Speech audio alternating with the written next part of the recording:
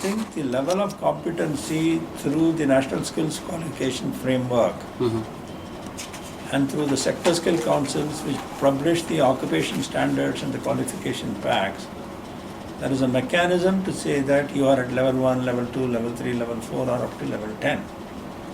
So that is how we determine the organized or unorganized is purely for a type of how they are contracted or not contracted.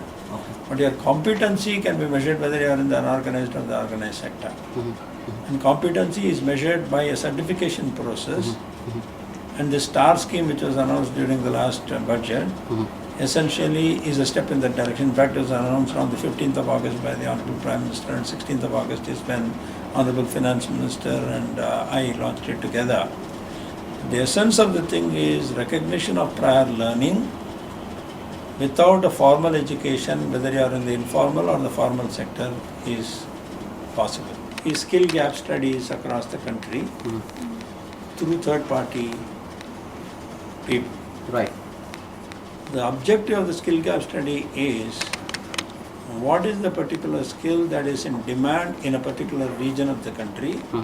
If a lot of construction activity is happening in one country, a lot of hospitals are getting set up in another part of the country. If there is a demand for maintenance type of skills in a city like Mumbai or a city like Delhi or whatever it is, I think the skill gap study brings out the supply-demand gaps. So immediately the suppliers, namely the training providers, are told that here are the skills that are needed in this part of the country for these type of very specific skills. So I think that is where the job demand versus the job supply in terms of the supply is matched. Okay.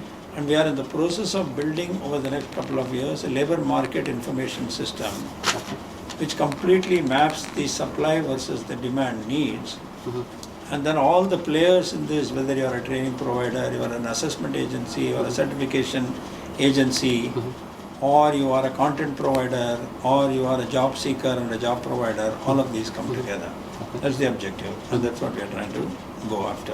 When there is multiple agencies which are doing the skill development in the country through various schemes of the different ministries or through the state, or through NSDC, which is a private, plus also the private partners and the providers on their own.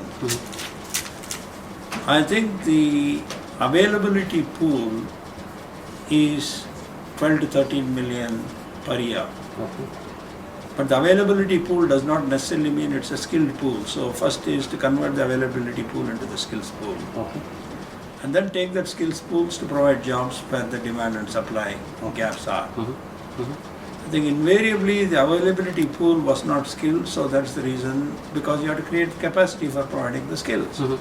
When I say capacity, you have to give the physical infrastructure, you have to create the technology infrastructure, you have to create the content infrastructure, you have to provide the faculty, you name it, everything has to be done. So a scale up takes time. It's not that overnight you can scale up to say that tomorrow I can do 20 million people skilling. The quality then suffers. So I think the build up to that capacity with the right infrastructure and the right enabling environment and the coordination agency and the public-private through the NSDA and the NSDC is the vehicle and the mechanism, and finally the monitoring of the outcomes. I think the demand side players, if I am an employer, I should be clear about what are the kind of jobs I am looking for in my organization. And then there is a very big component of the small and medium enterprises which create the maximum jobs in a country. And they also have to come into the whole skill building exercise. So advocacy becomes a very critical parameter. When you are building an ecosystem, it's definitely not a conflict of interest. If I have to convince a job provider, then I have to be a part of that. We have to be taking a decision with regard to encouraging the training providers to come because there is a job provider, then I have to wear that hat. So I think the conflict of interest comes when you have a financial consideration. Conflict of interest is when you have a specific agenda. Here is a national agenda to skill the people, get them the jobs or make them entrepreneurs, and connecting all of these requires these kind of situations. The second part of it is to manage the time you need a team. One person can never do anything. I think the biggest opportunity and the best thing I would focus on is building an excellent team to support all the initiatives. So the team that makes it happen. It's not the individual. The disbursement of funds by the NSDC through its board for the next 10 years and to achieve a target of 150 million is one part of it, where there will be funding which need not be coming in today because the disbursement of funds takes place based on the performance year after year. The second part is the schemes like the STAR scheme or the UDAN scheme, etc. of the Government of India for specific purposes. Correct. Then the individual ministries have their own funds which have been given to articulate some of the schemes that are done by that, not necessarily through the NSDC route. Whether it's a rural development, whether it's a donor, whether it is MHRD, etc. etc. That's the third level. The fourth is the private sector participation and the CSR initiatives which are now part of the Ministry of Corporate Affairs, and CSR funds to be allocated, certain percentage can be allocated for skilling as well. So I think it's a collection of things which will happen. If you say today, based on the funds that have been allocated, is that enough to scale 150 million or 150 plus 250 million? The answer is a no. Okay. But do we need that entire money today? The answer is absolutely no. So I think it is year after year the funds that are required to scale up to the kind of capacity we need to build.